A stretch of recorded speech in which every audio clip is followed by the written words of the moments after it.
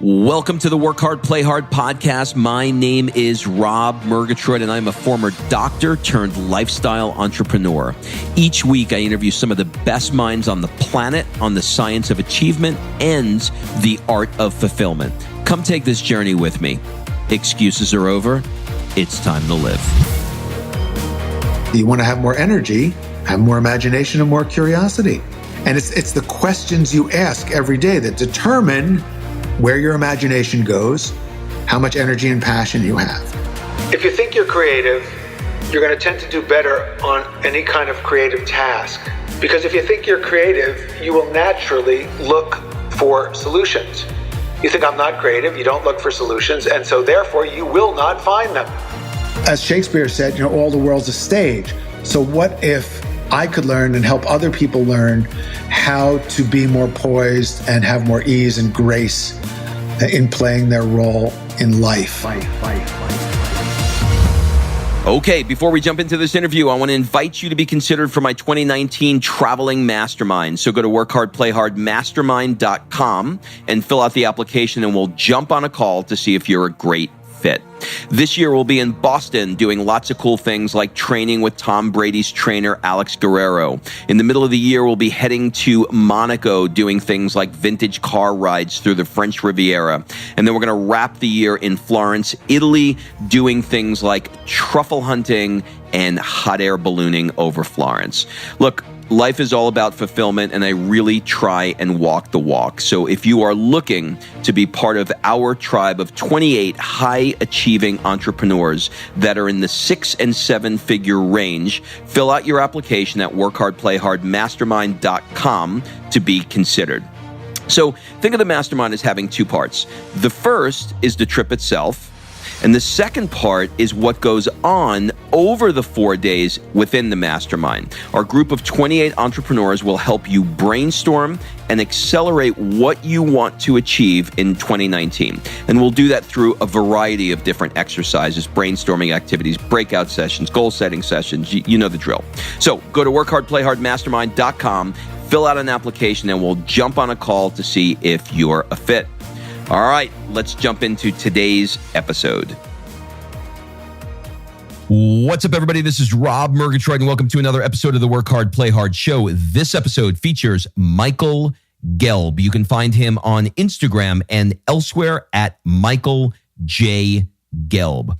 So I wanted to have Michael on the show because he exemplifies how to lead a life of fulfillment. I mean, real fulfillment. He is the real deal. He's written a bunch of books, but my favorite is How to Think Like Leonardo da Vinci. In fact, the book moved me so much that I invited him to join us in Boston to share it with my mastermind members. You can find him on the socials at Michael J. Gelb. Be sure to take a screenshot of this episode, share it on the socials, and remember to tag me and Michael J. Gelb and let us know what you thought. So without further ado, please enjoy this conversation I had with Michael Gelb.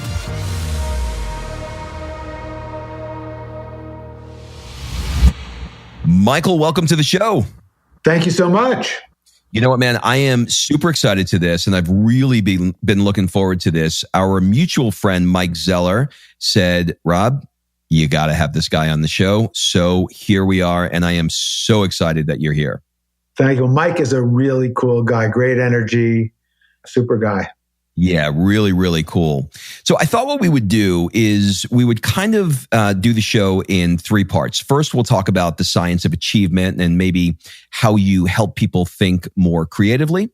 And then we'll move into the art of fulfillment, and we'll talk about some things that you do to help people and yourself become more fulfilled. And then we'll wrap up with some rapid fire questions, if that's cool. Sounds good. So I think a good place to start would be Passaic, New Jersey in the 60s.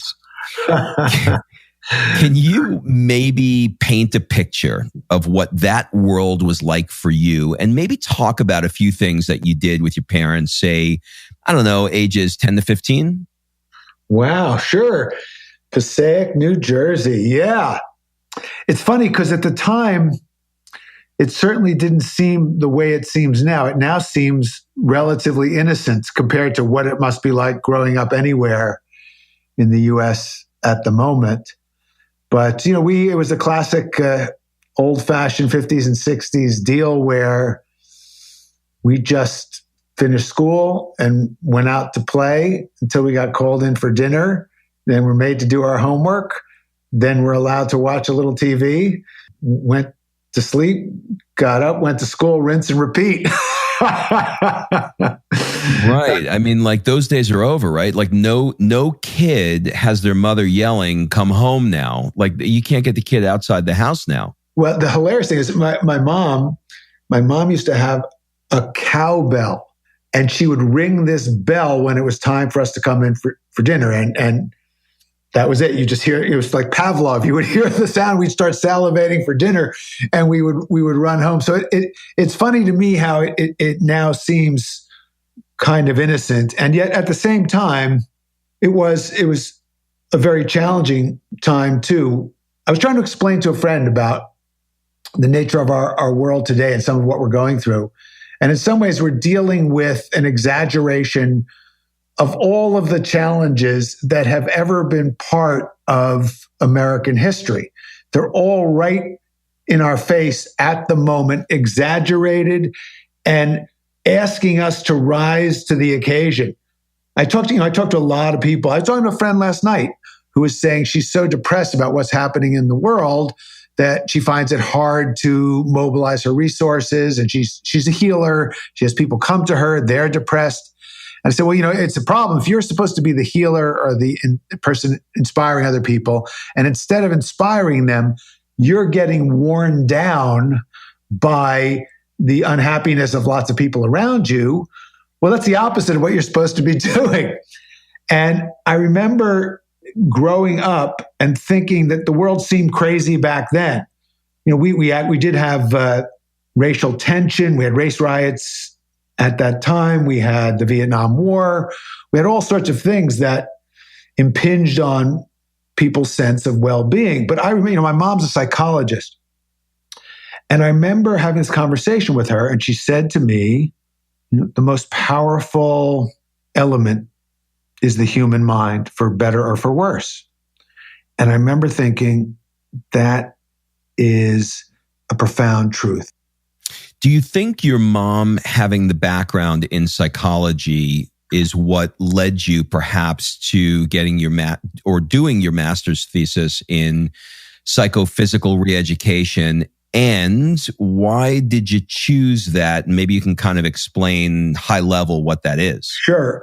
Well, I think it was a combination. My mom and my dad, they had a natural sense of contribution to the world. They were my dad was an oral surgeon, worked with people, was very compassionate. People loved him. Everybody's afraid when they go to the dentist. And he knew that he could reassure people, and he understood the psychology, understood the human element, as well as being technically brilliant and scientifically thoughtful and precise. So effectively, he was a healer, even though he wouldn't have called himself that.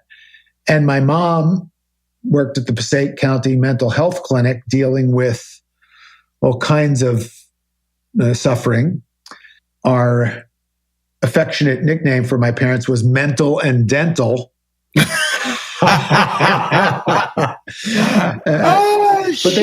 funny. Yeah. They had a default setting of kindness and caring about the world, about it just was, and it wasn't a big deal. It wasn't some philosophy that they tried to expound to us. It was just their character. It was the way they were raised. It's the way my grandparents were, that kindness, charity, humanity are essential, important values. So I kind of grew up with that. It never occurred to me to be anything outside of the framework of that. And so when I was thinking, okay, well, I studied psychology in undergraduate. I graduated in 3 years with, I finished my degree in psychology, and then I also got a degree in philosophy. I graduated with honors in 3 years, realizing that all of this was theoretical, and I wanted to go deeper. I wanted to understand how to integrate the understanding in practice. And that led me on a quest where I met some of the great spiritual teachers. My mind, the way my mind tends to work, I really have a gift for finding connections and relationships and symmetries.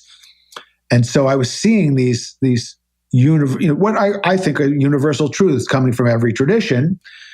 And so that was great. I was 21 years old. I studied meditation intensively. I spent time with a genius Buddhist monk. I had wonderful, extraordinary experiences of awareness and so on. But then I said, okay, what am I actually do in the world? Because I knew I wasn't, my nature wasn't to go be on a mountaintop somewhere or be a monk or an ascetic. So what to do in the world? And I had very simple criteria. It had to be something that I would love to do, that I would love learning about, that I felt I could continue learning about for the rest of my life. And of course, without even question, it had to be something that would help other people. When I look back, it amazes me. I was so naive. I didn't even really think about making money at all. I mean, I'm really glad that worked out. Yeah. But I was just focused on goodness and learning.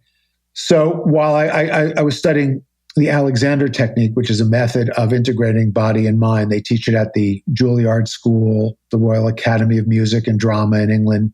It's the premier method on the planet for developing stage presence. And I thought, what a great thing to learn, because life, as Shakespeare said, all the world's a stage. So what if I could learn and help other people learn how to be more poised and have more ease and grace in playing their role in life? So I was training for 3 years as a teacher of the Alexander technique in London, and I thought it'd be good to get some academic recognition for this. So Goddard College allowed me to create my own master's degree thesis proposal, and I called it Psychophysical Re-Education, re-educating the mind and the body. And so I wrote my master's thesis, I got my master's degree, and then that thesis was sent to a publisher, got published, got translated to 16 languages, and I became an international author. And that was 40 years ago. Wow. Okay. So much there. How did the fascination of Leonardo da Vinci enter your life? And maybe you can sort of explain a bit more about what mirror writing is. Sure. Well, my mother's mother was Italian, and she was also a painter and a fantastic cook and very cultured person with an interest in art, obviously, in history and the Renaissance. And so when I was a child, she told me about Leonardo da Vinci. She told me stories about Leonardo, and I thought, that's amazing. That's the coolest guy who ever lived. So years later, I got my master's degree, completed my training as an Alexander Technique teacher, and I started a business called Self-Management.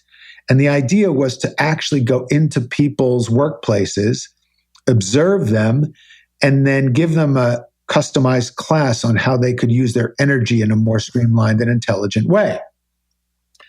And the first person who engaged me for this was a fellow who was an internationally renowned author who was also a very successful business consultant.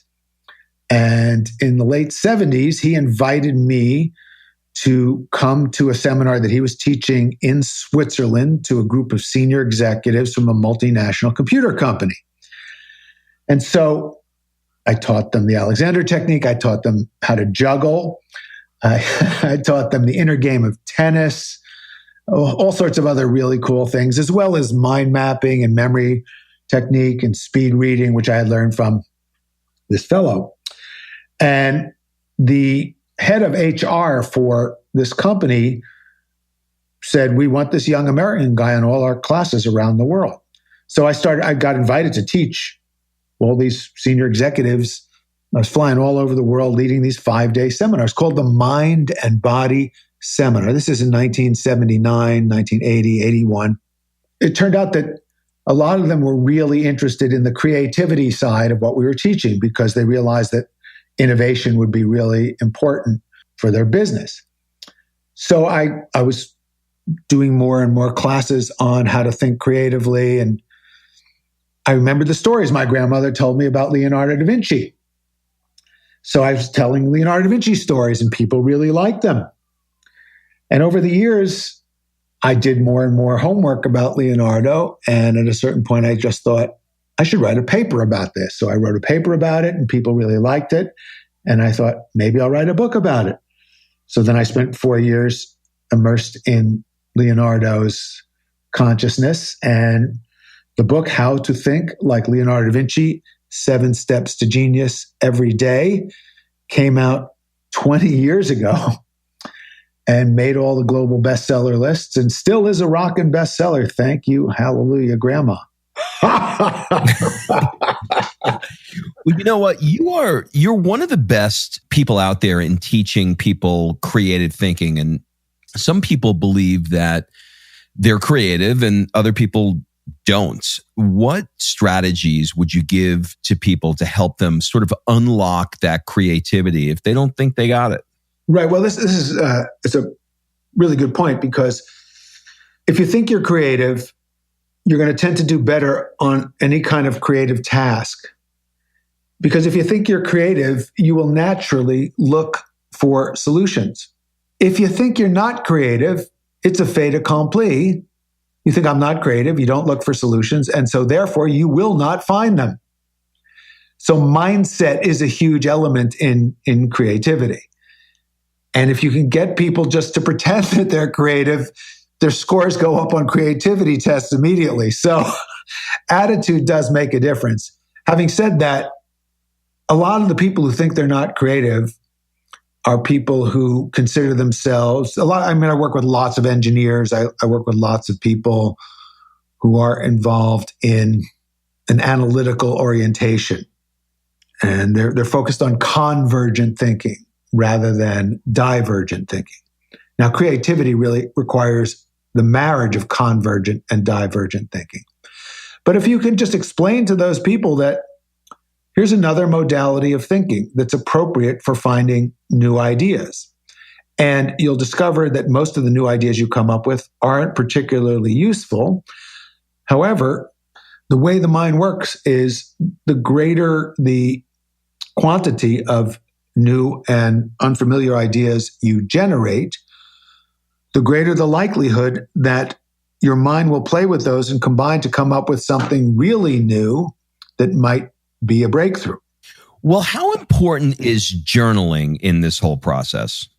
Well, again, it's one of these things that, if Leonardo da Vinci told you to do something, he said, look, you said to, hey, Leonardo, you're the greatest genius of all time. I want to develop my creativity. What should I do?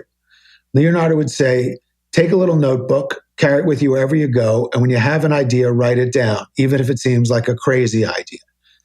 Now, in modern language, that's exactly what Leonardo told his students. So you might say, okay, well, Leonardo, you're the greatest genius of all time. You've got some credibility with me. But then if you went to Thomas Edison and said, hey, Thomas Edison, what should I do to be more creative? And Thomas Edison said, take a little notebook, carry it with you everywhere you go, write down your ideas as they occur to you. Even if they seem crazy, just jot them down and draw lots of pictures in them. In other words, if he told you the exact same thing Leonardo told you, now it might really sink in. And then if you went to Marie Curie or Charles Darwin and they all told you the same thing, you start to say, gee, this is something that pretty much every genius throughout history has not only done, but recommended to their students. You don't have to be a genius to figure out that you'll be more of a genius if you do it too. As Tony Robbins says, success leaves clues, right? These are not just subtle clues. These are giant signposts. Right. Hey, stupid, right? Yeah, okay, got it. How do you approach solving writer's block? There is no such thing as writer's block. Writer's block is just an excuse that people come up with to validate whatever not neurotic pattern they've managed to get themselves locked into. I mean, it's just, I'm sort of teasing, but if you understand how the creative process works, you'll never have writer's block. If you just mindlessly try to bull away and think I have to do it in the way that I do it, and it has to be right, and it has to be good, and my first draft has to be brilliant. If you think that's what writing is, you'll never write anything. You will then be suffering from what I call premature organization. Writer's block is just premature organization. It is the attempt to get it right before you just get it. But when you understand one of the very simple principles of the creative process, which is generate first, organize later. Just write it down in your notebook. Just come up with lots. As Thomas Edison said, if you want to get a great idea, get a lot of ideas. Just write down lots of ideas and don't even worry about them. Go for a walk in nature. Meditate for 20 minutes.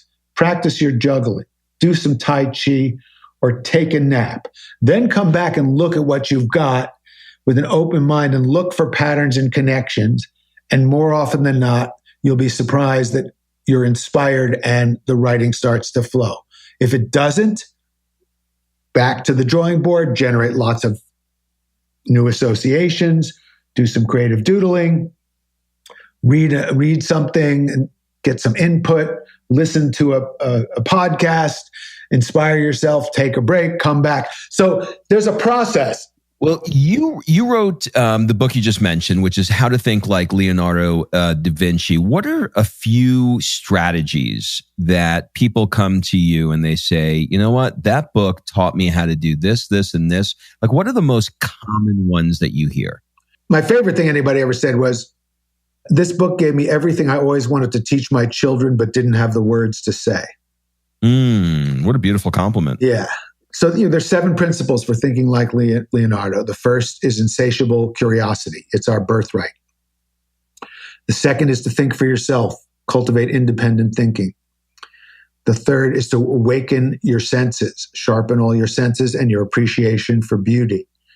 The fourth is to embrace uncertainty and ambiguity and learn to cultivate intuition.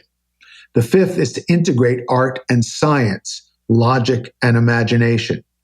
The sixth is to integrate the body and the mind. And the seventh is to look for new connections and think in a systems holistic orientation.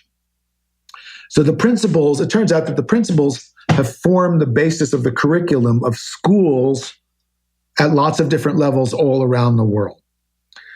So more than any one of the particular principles, each of which is a big, intense chapter with lots of practices associated with it, I think the real power of the book is it's a systematic approach for the development of genius. And the subtitle of the book is 7 Steps to Genius Every Day. Because people want, in the world so complex today, we need to think like a genius in order to find fulfillment in harmony with success and self-expression and happiness. So, come back to the first, people say, which is your favorite principle? Which one is most impactful? It's a system. They can't really be separated. And there's a reason that they go in the order they go. And curiosity comes first because that's our birthright. Children are the most curious beings. They also have the most wild imagination and by far the most energy. So I tell my audiences, especially of older people, I say, you want to have more energy, have more imagination and more curiosity. And it's the questions you ask every day that determine where your imagination goes, how much energy and passion you have. So what are the compelling questions that can transform your consciousness, awaken your perception? There's a fabulous exercise. One of the exercises that people have gotten the most out of in the Curiosità chapter of the Da Vinci book is called the 100 Questions, where I invite the reader to sit down and write 100 questions in one sitting without raising the pen off the paper and without editing in any way. And this is an amazing exercise that people do it. In the first 20 questions, it's your normal, habitual mind. It can even get a little annoying. 30, 40, 50, your arm's getting a little tired. People sometimes write, why am I writing this question? What's the point of this exercise? But people keep going, and when they get to 70, 80, 90, 100, and some people are so into it, they even go beyond 100, and they start shifting out of their habitual, limiting way of thinking, and they enter this expansive realm that is always available to us, the realm of the creative. And I've had people write to me, it's now 20 years since the book came out, so I've gotten lots. I used to get letters, now I get emails, texts. People tell me how that one exercise changed their life. I heard from a guy, he sent me an email this morning about his latest venture. He got the idea for his for this business that he started that is now quite successful from doing that exercise. So that it's like this thin veil between our habitual, everyday consciousness and this realm that informs Leonardo, it informs Edison, it informs artists, it informs musicians, it informs spiritually enlightened people. That is accessible to everyone. This is the great thing about the world today. This is the age of the democratization of enlightenment. If you're interested, if you want to live an enlightened, beautiful, fulfilling life, the information and the guidance is now readily available. But you have to ask yourself the question, how do I navigate my day in a way that yields enlightenment and joy and peace? Because that's the kind of question that yields enlightenment, joy, and peace, just for example. So the 100-question assignment is more to get you out of your habitual questions. So is it writing 100 questions of just whatever questions pop up in your mind, or there's some prompts like, what questions do I have around work? What questions do I have around family? Or is it just all of the above? Yeah, if you want to make up a prompt, that's fine. But the only real prompt is write 100 questions right now. And it could be any 100 questions. Why am I sitting here doing this podcast? That's right. Why am I sitting? Exactly. What is a podcast? What is a pod? Why is it casted? So you just be silly, play with it, just because what happens within 20 questions, you just burn out your habitual everyday thinking. And that's every methodology of creativity. If it's creative, let's take the word innovation. The root of that word is nova, means new. If you want something new, you're going to have to get past what's old. So the reason 100 questions works is that your habitual thinking, that's why it doesn't really matter what questions you write. I don't give people a theme. If they really want one, I'll give it to them. Your first question would be, how come I don't have a theme? If I did have a theme, what would it be? The idea is just the mobility of the mind, getting the mind to move outside of its habitual patterns, getting the body to move outside of its habitual patterns, getting our feelings to move outside of their habitual patterns. But doing this in a way that we can then integrate. That's why, so for years, every society has had methodologies for people to go into altered states of consciousness. Drumming, sweat lodges, various plant agents to shift people's consciousness. But those aren't always practical or safe in our world today without expert guidance. But writing 100 questions pretty much is, and it will give you a very similar effect. So when you're done with your 100 questions, are you looking down at the paper, circling one or two, and you going, okay, this is it. This is where I need to go next. Like when the assignment is done, other than burning out the habitual that you described, yes, what's the goal? Take a break. Go do something that shifts your brain into an even more relaxed state, into alpha or theta. Go for a walk in nature, do some Tai Chi, meditate, practice your juggling, take a nap, then come back, read your 100 questions. And there's another exercise in the book where I get you to highlight the 10 questions that have the most energy for you in that moment. And energy means? You read it and you go, yeah. I like you. This is really fun. Okay, cool. How did the Da Vinci book wind up in? How did your Da Vinci book wind up in the Italian job? Oh yeah, I'm here in my office. I got the picture. There's Mos Def and Jason Statham, and they are on the canal in Venice. And they're holding up How to Think Like Leonardo da Vinci, and they're both looking at it. It was featured on the screen for 22 seconds. Who's counting?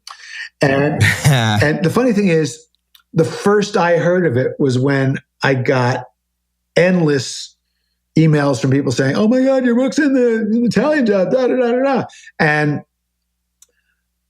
one of the producers liked the book and thought it would fit, and they just said, "Here. This is a reference." It wasn't a product placement. It wasn't anything like that. It just was some kind of lovely quirk. And they were kind enough to send me this beautiful frame photograph of the stars of the movie reading my book. So, what did it feel like for you when you got that? We all love it when something we worked on gets recognized or appreciated or so on. And I remember once I did a seminar, the Fairmont Hotel in Chicago. I used to go there a lot because I had a client right next door, and I happened to be there for another client. They were having the 25th anniversary of their company, and they had 1,000 people staying at the Fairmont Hotel, and they had given them all a hardcover copy of How to Think Like Leonardo, and they invited me to give the keynote speech at their gala and sign all these books. But what I remember was I was in the elevator, and everybody in the elevator had my book. I was down in the lounge, and everybody in the lounge had my book. And I was just thinking to myself, this is the way the world's supposed to be. So when I saw these guys in the movie with my book, I said, yeah, of course they have my book. It's just how it's supposed to be. That's freaking amazing. That must have been so cool. So speaking of Italy, have you been to Italy to connect more with Da Vinci's work? And if yes, what stood out for you the most when you were there? So I've been to Italy many, many times. I went there. I literally went to the place Leonardo was born, and I went to the place he died, which is actually in France. But in both places, I literally walked his footsteps. I looked directly through the windows of the rooms that he inhabited, tried to place my feet just where his feet were and put my consciousness in alignment with his consciousness. So, yeah, I spent lots of time in Florence, in Milan, in Rome, on Da Vinci-related journeys. And the most wonderful result of writing this book is I get invited to Italy usually a couple times a year by different companies to speak about Da Vinci in various Italian cities.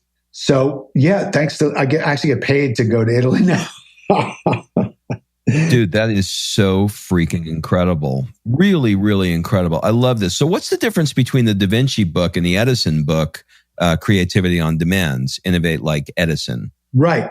So How to Think Like Leonardo came out in 1998. And around 2006, 2005 maybe, I got a phone call from this woman. She said, I am Thomas Edison's great-great-great-grandniece. She said, I have an MBA from Dartmouth. She said, I'm a huge fan of your book on Da Vinci. I wanted to talk to you because I was thinking of writing something about my great-great-great-uncle. So I instantly had a light bulb go off in my mind, thinking, oh, okay, well, let's do it together. And sure enough, we did. We wrote this book, Innovate Like Edison. When the book came out, I was interviewed by USA Today. And I said I thought that Da Vinci might ask Edison about the nature of light. And that Edison would ask Da Vinci, hey, do you want a job? so, so Leonardo wasn't interested in business. He was interested in pure truth, beauty, and goodness. He wanted to know the mind of God. That's it. Now, he did have his business model was to find wealthy patrons who could sponsor his work. First, he had the Medici, then he had the Duke of Milan, then he had the Pope, then he had the Medici again, and then finally, Francois I, the King of France. So he did a good job within the framework of his business model of getting sponsorship and patronage for what he wanted to do, which was investigate truth, beauty, and goodness. Thomas Edison was also profoundly interested in truth, beauty, and goodness, but he wanted to translate his insights into truth, beauty, and goodness into sustainable competitive advantage in the world of business. But only in a way, he only wanted to invent things that would help humanity. And he did a pretty good job. If you think about it, he illuminated the world, he invented the recording industry and the movies, and those have made a lot of people happy. But for Edison, the main focus was take creativity, take imagination, take all these virtues and apply them to create something that you can sell for a profit and that people will love and want to keep buying because you've done a brilliant job of that. So they're very complementary. Leonardo, supreme role model for pure creativity and the fulfillment of all our potential. Thomas Edison, highest role model ever if you're interested in invention, innovation, and business success. All right, so let's move to the second part of the show, which is the art of fulfillment. And I'd like to talk about some things that maybe you do to improve areas outside of business. And I know that you have a book, I believe this is a book, it's in the world of wine, where you help people uncork their creative juices with wine tasting and poetry contests, etc. Can you kind of maybe paint that picture for us? Sure. I've always loved the whole culture of wine. My dad was this hardworking oral surgeon in New Jersey, and much to his eternal credit, because he wanted to expand his horizons culturally, he used to take us to art museums and they'd take us to a show and introduced us to the world of culture. And my dad got this idea that wine was part of the world of culture. So he started going into New York City after a long day of work and he took a wine seminar from one of the leading masters of wine of the time. And he used to bring home wines when we were teenagers, and he'd tell us about them and we'd get a little taste. I just thought it was kind of cool. Didn't think about it much until I was about 29 or 30 and my own business was taking off, and all of a sudden I had some money, and I thought, well, what do you do with money? Because I wasn't really motivated for the acquisition of material things, but I did think, I could buy some wine. I started buying wine, and I was lucky enough to meet Robert Parker, the great wine critic, when he was just really starting out. He gave a talk at my local wine store. And he said, I asked him what I should buy. He said, buy all the 1982 Bordeaux futures you can possibly get. And he seemed to be a credible guy. So I did it. And these turned out to be some of the greatest wines ever. And I benchmarked my taste at a very high level. Yeah, right. But it was just so, it was, and it was so wonderful. It was, and my dad was right. These great wines, they're evocative of the place where they were vinified. So it's like taking a trip to France and this one area in France, or this place in Italy, or this place in Napa Valley. And if you then visit the vineyards, which I have now done, the smells in the glass bring back memories of walking through that particular vineyard on a rainy day. It's just a wonderful enriching experience. Plus, there's so much that goes into it. The whole history of the world is tied into the evolution of the wine business. Having said that, my business was doing seminars, giving keynote speeches and doing seminars, and clients always asked me for some sort of team building event after the day of learning. So then I naturally just said, well, why don't we do a wine tasting? And I create a theme for them, Bordeaux versus California, for example. And we just taste and discuss, and everybody loved it. And then in the mid-90s, I had this amazing job. I was asked to co-direct a residential leadership academy for a global investment bank. And the client asked my co-director and I to bring in the most inspiring creative resources we could gather. So one of the people we invited was the poet laureate of Great Britain, Ted Hughes. And Ted would teach poetry to these investment bankers. And he did it in a way that was very similar to what we're talking about in the first part of our conversation. He did it by, he'd say, I'm going to give you a word, and I want you to just write down as many words as you can think of. There are no wrong answers. In other words, he just had them go for quantity of ideas and let their minds get out of a habitual pattern.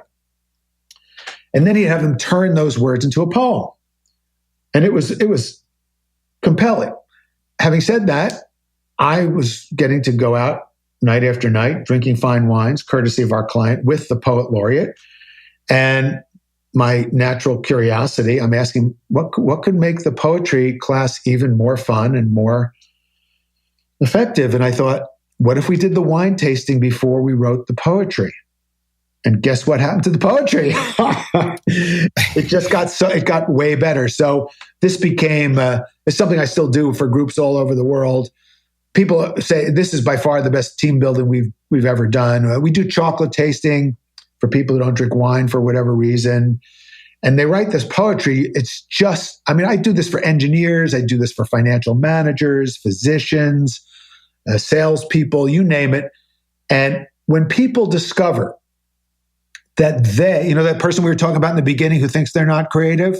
Yeah. Well, with just the right dose of fine wine and the right coaching and guidance and the right conviviality, that person writes a poem and wins a prize as chosen by that person's peers.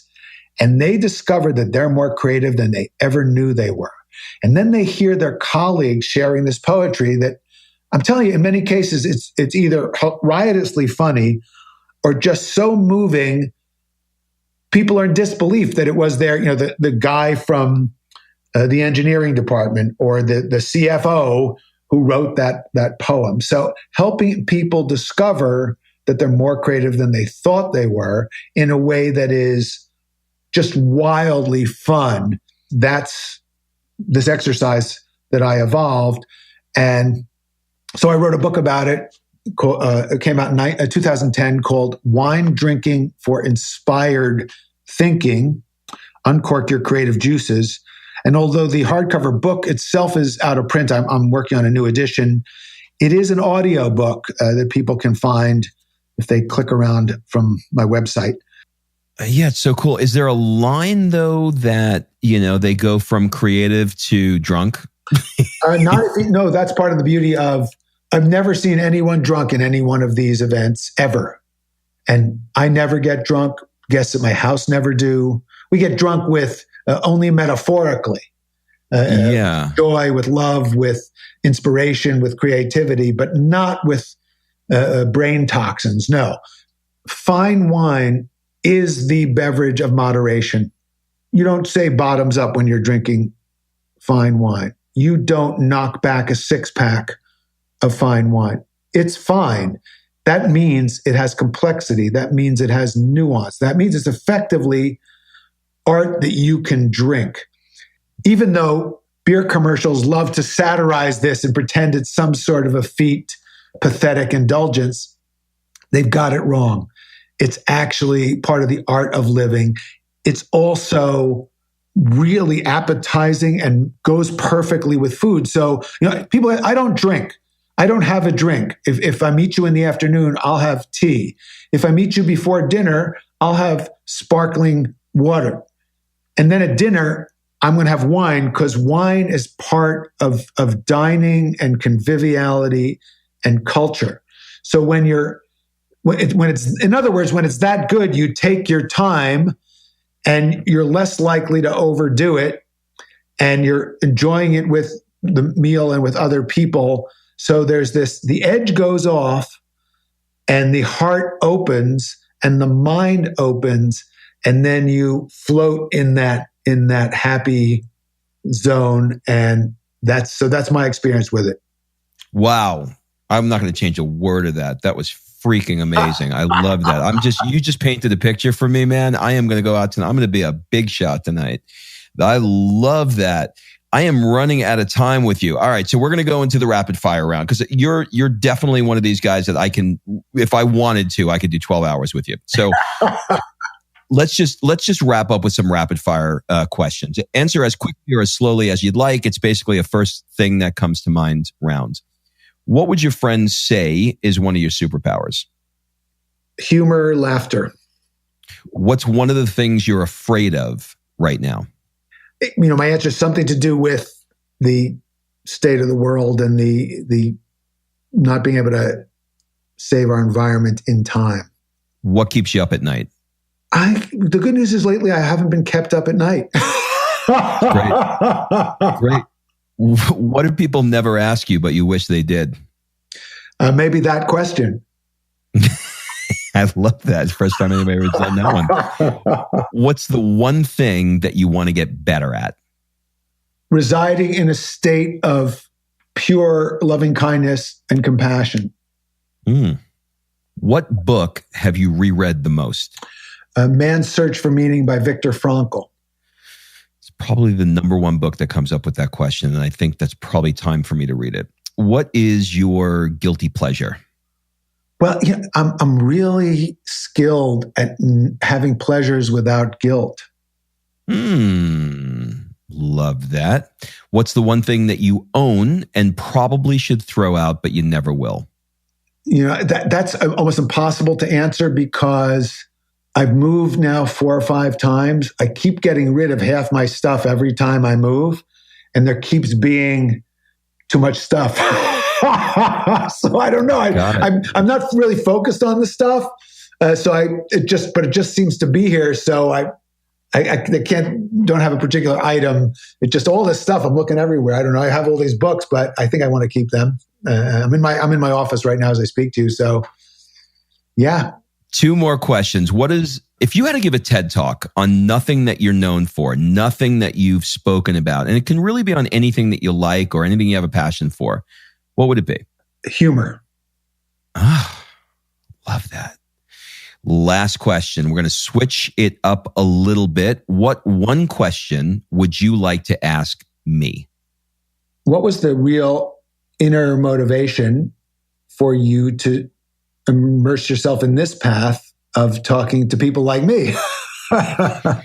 Well, because I am a student of learning. This is a no BS answer. I am absolutely fascinated by it, because there are things that you can learn from somebody that can just shave so much time off your life and really give you a deep level of fulfillment if you're willing to be open. For example, there are 2 things that are now bouncing around my subconscious right now, which is writing 100 questions, because I'm fascinated to see, once I burn through the habitual patterns, what's going to emerge. And I believe that I'm going to be better for it. And the other thing is, tonight, when I order a bottle of wine and I go out to dinner, I'm going to be thinking about walking through the vineyard and imagining the tastes that are in the glass, and visualizing myself in the vineyard and what that's like. And I want to train my palate. And I know that that's going to open up new conversation.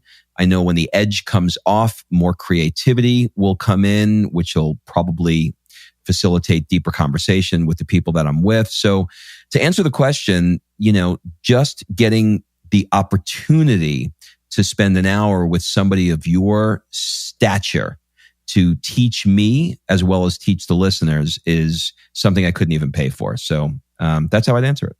Well, that's so cool. Thank you for sharing that. Because what it is, there is, as you were saying that, the distinction between you and me disappeared, because what all that's really happening is what you just articulated. It is that stream, that energy of knowing, of understanding, of enrichment, of fulfillment. It's the same, it's the energy that pushes the plant up through the concrete, up towards the sun. So we're just these plants, and we feel the warmth of the sun, and we're just moving in that direction together. Well, man, I've done a lot of these, and this is one of my favorites. So thank you. I know you are a busy man, and I know it's at the recording of this podcast, it's the holidays. And I'm just incredibly grateful that you were as open, as fun, and as giving of your time, especially at this time of year. So thank you. Oh, my pleasure. Thank you. All right. Thanks for listening. If you love this episode and you know someone that needs some help in either stepping up their work hard game or their play hard game, it would mean the world to me if you shared this podcast with them to help me get this movement out there. So if you like what you heard, head on over to iTunes, take 30 seconds, and leave me a 5-star review, and I will be forever grateful. So until the next episode, excuses are over. It's time to live.